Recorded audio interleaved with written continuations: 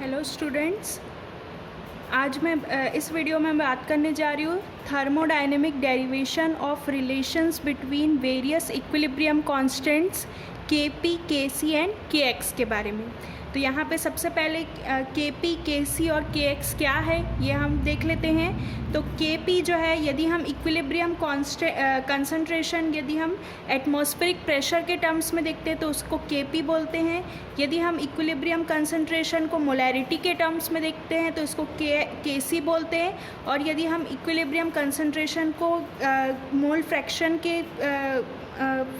Fraction के terms में देखते हैं तो उसको Kx बोलते हैं। तो अब एक एक करके इनके बीच में रिलेशन हम देखेंगे। तो सबसे पहले है रिलेशन बिटवीन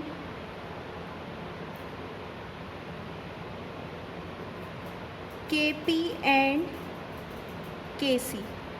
तो यहाँ पे जो है Kp जो है, Kp is used when equilibrium concentrations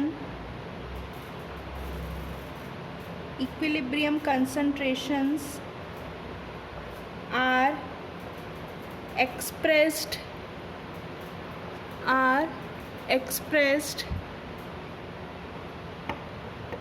in atmospheric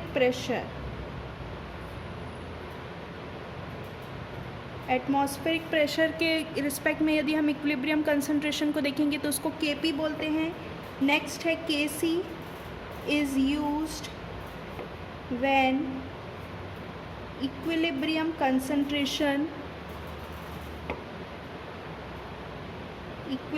concentrations are expressed in molarity। तो अब इन दोनों के बीच में रिलेशन देख लेते हैं Kp और Kc के बीच में। सपोज एक केमिकल रिएक्शन है। For chemical reaction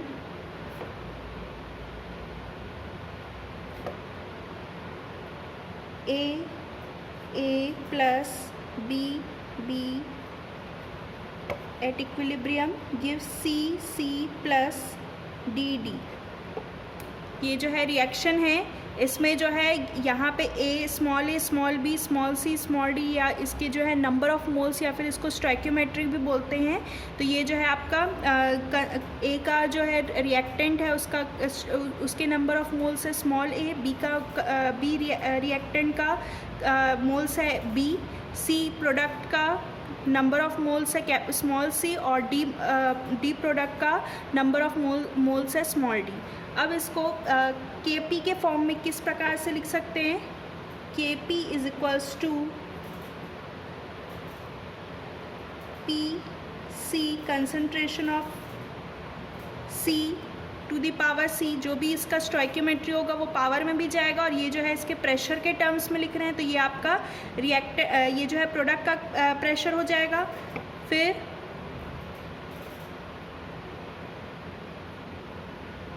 pressure of D to the power D upon pressure of A to the power A into pressure of B to the power B। तो ये जो है आपका इक्विलिब्रियम कंसंट्रेशन है pressure के form में, atmospheric pressure के form में। तो ये आपका जो है Kp की वैल्यू हो जाएगी।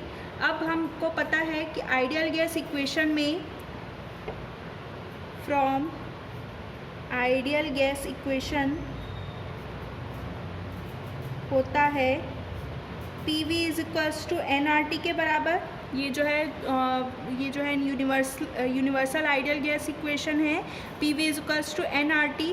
यहाँ पे जो P है वो हो जाएगा N अपॉन V RT के बराबर। और यही जो N number of moles upon volume है ये आपका हो जाएगा कंसंट्रेशन की इक्वल। तो इसको और कैसे लिख सकते हैं? P is equals to CRT। यहाँ पे P जो है P is equals to pressure, ये तो सभी को पता है। C जो है कंसंट्रेशन है, R जो है गैस कांस्टेंट है, और T जो है टेम्परेचर है। यहाँ पे इस वाले वैल्यू को, प्रेशर की वैल्यू को इस वाले इक्वेशन में रखेंगे। इसको मैं इक्वेशन फर्स्ट दे देती हूँ। तो ये putting value of P in equation 1, तो ये हो जाएगा Kp is equals to, P की जगह पे हो जाएगा CRT, तो ये हो जाएगा CRT to the power C, फिर CRT to the power D upon CRT to the power A into CRT to the power B।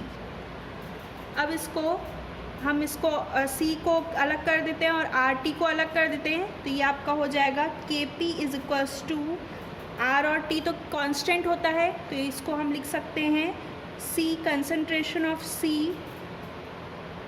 To the power C, RT to the power C into concentration of C to the power D, RT to the power D upon concentration of C to the power A, concentration of RT to the power A into concentration of C to the power B into concentration of RT to the power B। अब इसको जो है Kp, ये RT को एक साथ लिख लेते हैं, RT को, बाकी कंसंट्रेशन को एक साथ लिख लेते हैं। तो ये हो जाएगा Kp is equals to concentration of C to the power C, concentration of C to the power D upon concentration of C to the power A into concentration of C to the power B। यहाँ पे ये RT हो जाएगा। तो RT में देखिए यहाँ पे दोनों का जो है दोनों का बेस सेम है, तो पावर प्लस में हो जाएगा, क्योंकि जब भी पावर बेस सेम होता है तो यहाँ पे मल्टीप्लिकेशन है तो वो ऐड हो जाता है। तो ये हो जाएगा RT to the power C plus D अपॉन RT to the power A plus B। अब ये जो कंसंट्रेशन ऑफ C है to the power C, concentration of D to the power D, concentration of A to the power A, concentration of B to the power B, यही जो है आपकी Kc की value होती है। इक्विलिब्रियम कांस्टेंट होता है at equilibrium concentration at molarity, तो ये इसकी जो वैल्यू है वही आपका Kc की वैल्यू कहलाती है। तो ये आपका हो जाएगा Kp is equals to Kc RT A to the B C plus D अपॉन RT A प्लस B। अब यहाँ पे दोनों का बेस जो है वो सेम है, तो इसका पावर जो है वो माइनस में हो जाएगा। तो ये हो जाएगा Kp is equals to Kc RT to the power C plus D minus A plus B। तो ये जो है पावर में हो जाएगा जो है number of moles of C plus number of moles of D minus number of moles of A plus number of moles of B। तो ये जो है इसको हम और कैसे लिख सकते हैं, Kp is equals to Kc RT del N। यहाँ पे ये जो है change in number of moles है, तो ये जो है डेल N हो जाएगा। Del N represents the change in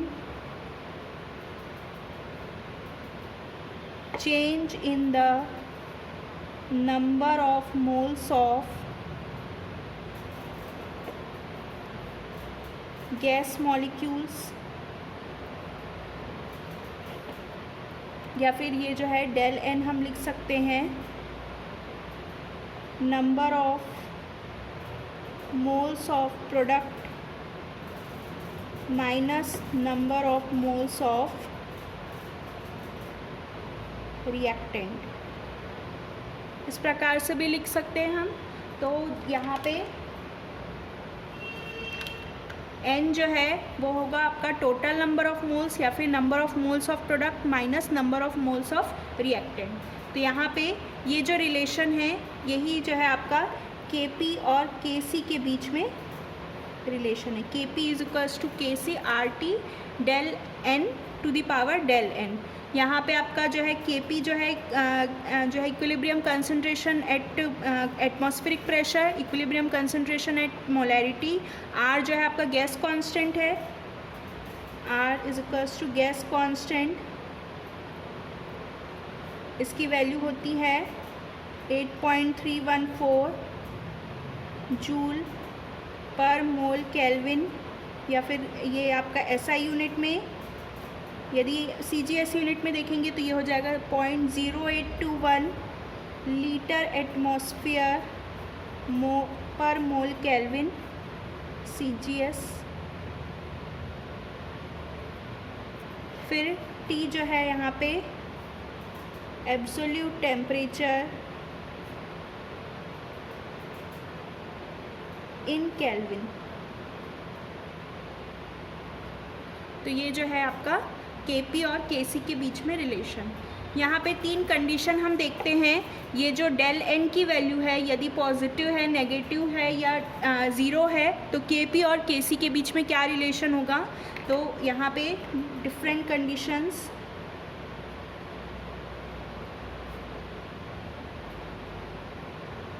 तो सबसे पहले है इसमें when del N is equals to positive, यदि डेल एन की वैल्यू यहाँ पे पॉजिटिव होगी तो ये जो डेल एन है जिसके कारण से यहाँ पे जो भी वैल्यू होगी वो इसमें मल्टीप्लाई होगी, मतलब ये जो वैल्यू है ये क्या हो जाएगी, केपी से बड़ी हो जाएगी। केपी वाली वैल्यू जो है बड़ी हो जाएगी, केसी की जितनी भी वैल्यू है उससे यहाँ पे कुछ भी पावर में होगा तो ये जो है वैल्यू जो है बड़ी हो जाएगी, मतलब यहाँ पे केपी जो है इज़ ग्रेटर देन केसी हो जाएगा। यदि n की वैल्यू, डेल n की value number of moles of product minus number of moles of reactant जो है यदि पॉजिटिव होगा तो Kp is greater than Kc हो जाएगा।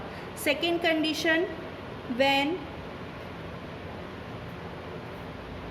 Del n is equals to negative, यहाँ पे यदि डेल n की वैल्यू नेगेटिव हो जाएगी तो डेल n नेगेटिव होगा, मतलब ये अपॉन में चले जाएगा, डिवाइड में चले जाएगा, जिसके कारण से Kc की वैल्यू जो है Kp की वैल्यू जो है वो कम हो जाएगी। Kc का कुछ भी डिवाइड होने पे उसकी वैल्यू कम हो जाएगी, मतलब Kp की वैल्यू यहाँ पे कम हो जाएगी। तो ये हो जाएगा Kp is less than Kc।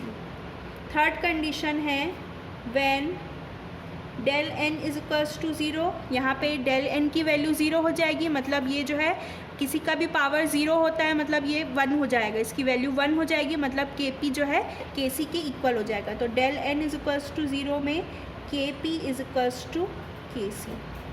तो ये जो है तीन कंडीशन है, जब हम एन की वैल्यू, डेल एन की वैल्यू पॉजिटिव होगी तो के पी जो है ग्रेटर देन के सी हो जाएगा, यदि डेल एन की वैल्यू नेगेटिव है तो के पी स्मॉलर देन के सी हो जाएगा, यदि डेल एन ज़ीरो है तो के P is equals to K सी हो जाएगा। तो ये जो है इसके कंडीशंस थे। अब नेक्स्ट हम देखते हैं इसी के आगे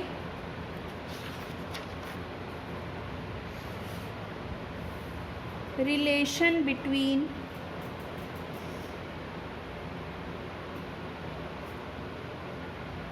Kp and Kx।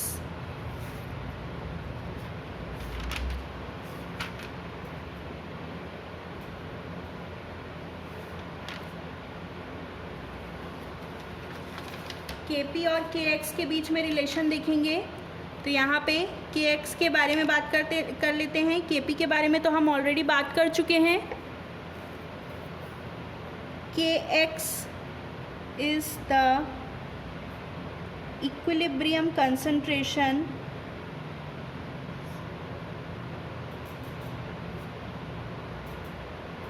in terms of mole fraction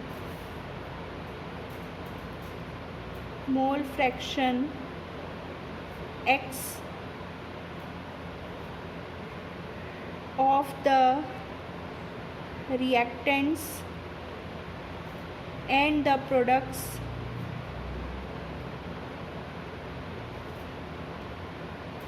in a reaction at a given temperature। तो के एक्स जो है ये आपका होता है मोल फ्रैक्शन। मोल फ्रैक्शन यदि मोल फ्रैक्शन किसी भी गैस का मोल फ्रैक्शन के टर्म्स में हम उसका इक्विलिब्रियम कांस्टेंट देख रहे हैं तो उसको के एक्स से रिप्रेजेंट करते हैं। तो यहाँ पे सेम वही रिएक्शन है, A plus B at equilibrium gives C to D. अब इसका जो है के एक्स की वैल्यू हो जाएगी K X is equals to X to the power C X D to the power D upon X A to the power A into X B to the power B. यह आपका equilibrium concentration at mole fraction के respect में हुआ।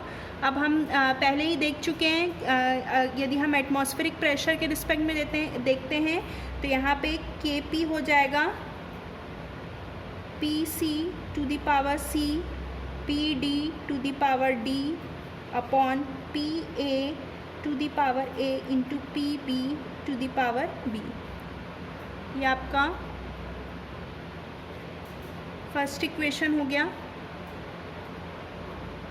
अब इस pressure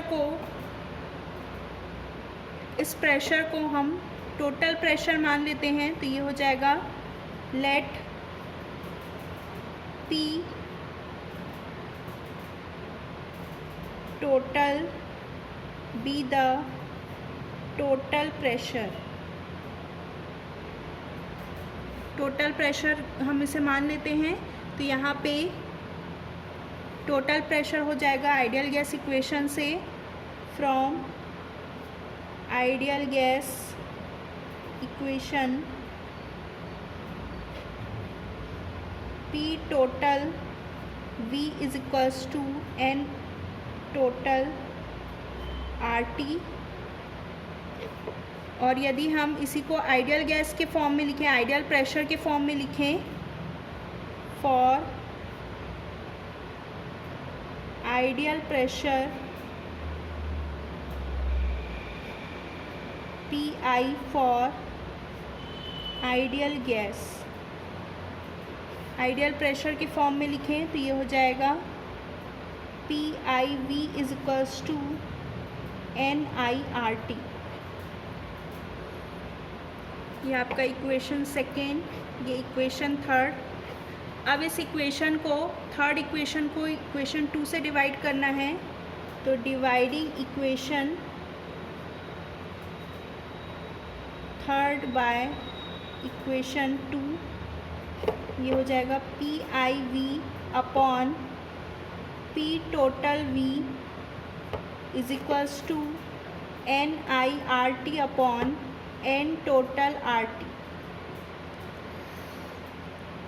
अब यहाँ पे V कैंसिल हो जाएगा और ये RT कैंसिल हो जाएगा, तो यहाँ पे बचेगा PI इज इक्वल्स टू, इसको मैं P टोटल को इधर ले गई तो P total NI upon N total. अब यही जो NI अपॉन N टोटल है यही आपका मोल फ्रैक्शन के इक्वल होता है, ठीक है। ये जो आपका नंबर ऑफ़ मोल्स होते हैं, number of moles upon total number of moles, यही मोल फ्रैक्शन कहलाता है। तो NI अपॉन N टोटल की जगह मैं मोल फ्रैक्शन लिख सकती हूँ।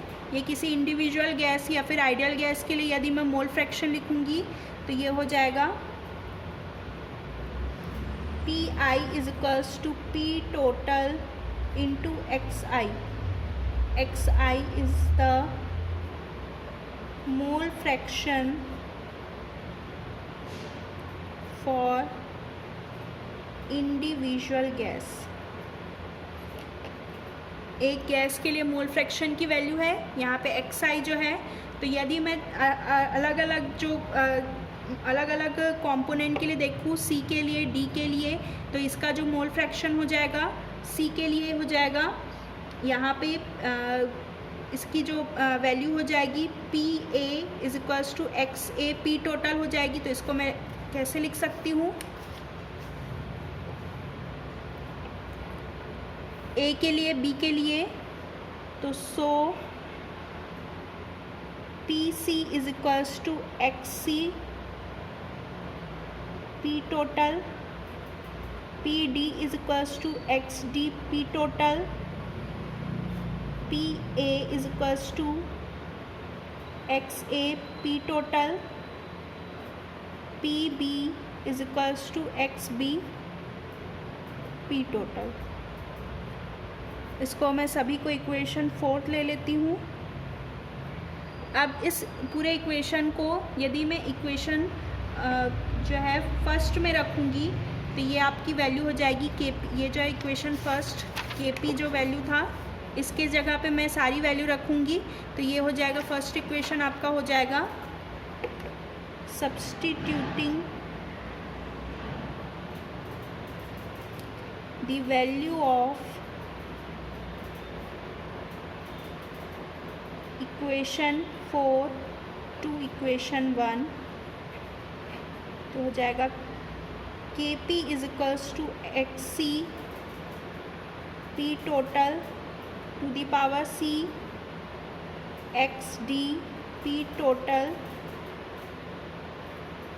To the power D upon X A P total to the power A X B P total to the power P. तो यहाँ पे मैं पी टोटल को अलग अलग कर लेती हूँ जैसे हमने जो है आर टी को किया था। तो ये हो जाएगा X C to the power C X D to the power D.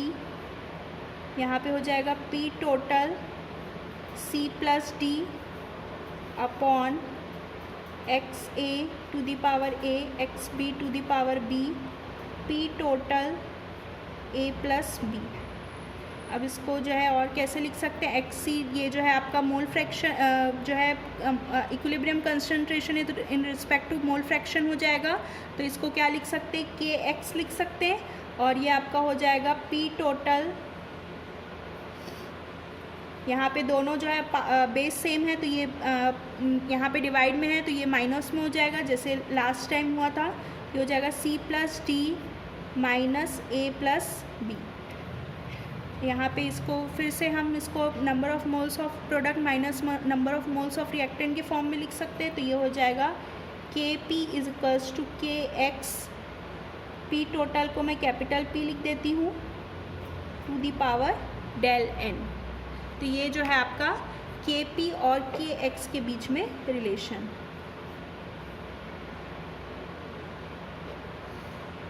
तो यहाँ पे हमने जो है के पी और के सी के बीच में रिलेशन देखा और के पी और के एक्स के बीच में रिलेशन देखा। Thank you.